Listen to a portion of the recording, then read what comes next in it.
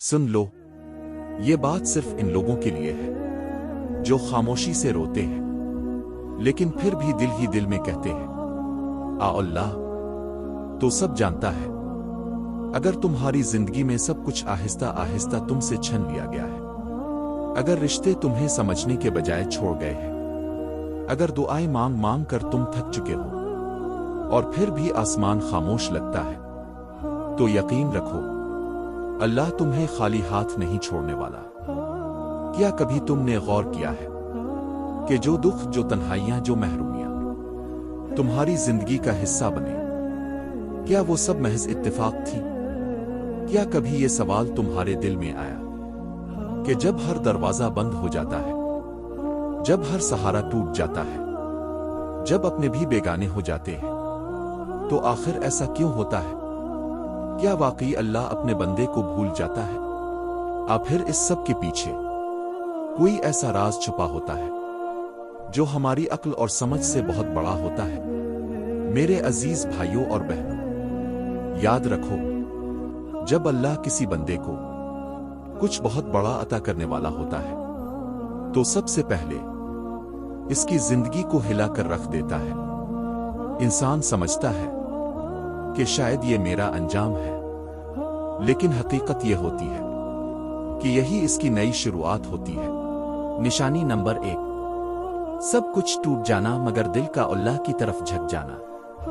कभी कभी जिंदगी में ऐसा वक्त आता है जब सब रिश्ते एक एक करके टूट जाते हैं, ख्वाब बखर जाते हैं और दुनिया के तमाम सहारे खत्म हो जाते हैं। तुम तन्हा रह जाते हो, बेबस, बे आवाज, और तुम्हारे दिल से सिर्फ एक सदा निकलती है, आ अल्लाह अब तो ही मेरा सहारा है।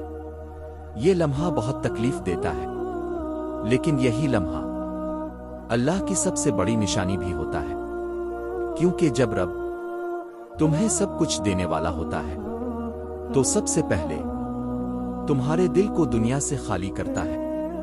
वो चाहता है कि तुम्हारा झुकना सिर्फ इसी के लिए हो, तुम्हारी उम्मीद सिर्फ इसी से हो, तुम्हारा भरोसा सिर्फ इसी पर हो।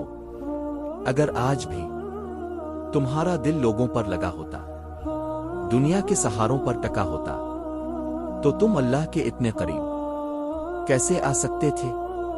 इसीलिए अल्लाह तुम्हें टूटने देता है ताकि तुम इससे जाड़ सको। निशानी नंबर 2, दुआओं का देर से कबूल होना। तुमने दुआ मांगी, रोए, गिड़गिड़ाए, सजदों में गिर गए, लेकिन लगा जैसे आसमान खामोश है। महीने गुजर गए, साल गुजर गए और हालात वैसे ही रहे। दिल में ख्याल आता है कि शायद मेरी दुआ कबूल ही नहीं हो रही, लेकिन फिर एक दिन अचानक वो दुआ कबूल हो जाती है जिसे तुम भूल भी चुके होते हो, और तुम्हें वो मिलता है जिसका तुमने कभी ख्वाब भी नहीं देखा होता। यही वो लम्हा होता है जब अल्लाह बंदे को एहसास दिलाता है, मैं सुनता हूं लेकिन अपने वक्त पर देता हूं, और जब देता हूं तो अपनी शान के मुताबिक देता हूं। दुआओं में ताखीर नाउमीदी नहीं होती, बल्कि अल्लाह की तरफ से बेहतरीन वक्त का इंतखाब होती है।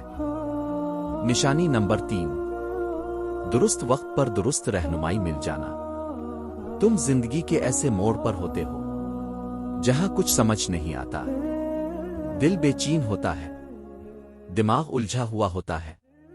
फिर अचानक दिल में एक फैसला ठहर जाता है, और वही फैसला तुम्हें दुरुस्त रास्ते पर ले जाता है। ये इत्तेफाक नहीं होता, ये अल्लाह की तरफ से रहनुमाई होती है। कभी कुरान की किसी आयत के जरिए, कभी किसी नेक इंसान की बात से, और कभी सीधा दिल में सुकून बनकर उतरती है। निशानी नंबर 4, मुश्किल के बीच आसानी का रास्ता खिल जाना। अल्लाह का वदा है, बेशक हर मुश्किल के साथ आसानी है। जब तुम समझो कि अब कोई रास्ता बाकी नहीं रहा और अचानक वो दरवाजा खिल जाए जिसका तुमने कभी सोचा भी ना हो, तो जान लो یہ اللہ کی خاموش مدد ہے۔ نشانی نمبر 5، ٹوٹنے کے بعد پہلے سے زیادہ مضبوط ہو جانا۔ جب سب کچھ ٹوٹ جائے، خواب بھی، رشتے بھی، عزت بھی اور امیدیں بھی، جب انسان کو لگے کہ اب اس کے پاس کھونے کے لیے بھی کچھ باقی نہیں رہا، جب راتیں آنسوؤں میں گزرنے لگیں اور دن خاموشی میں ڈھل جائیں، اور اس سب کے باوجود تم اندر سے ٹوٹنے کے بجائے خاموشی کے ساتھ مضبوط ہونے لگو، تو سمجھ لو یہ تمہاری اپنی طاقت نہیں ہے، یہ وہ قوت ہے جو اللہ اپنے خاص بندوں کے دل میں اتارتا ہے، تاکہ وہ گر کر بکھر نہ جائیں بلکہ سنبھل کر کھڑے ہو جائیں۔ یہ وہ مرحلہ ہوتا ہے جہاں انسان روتے روتے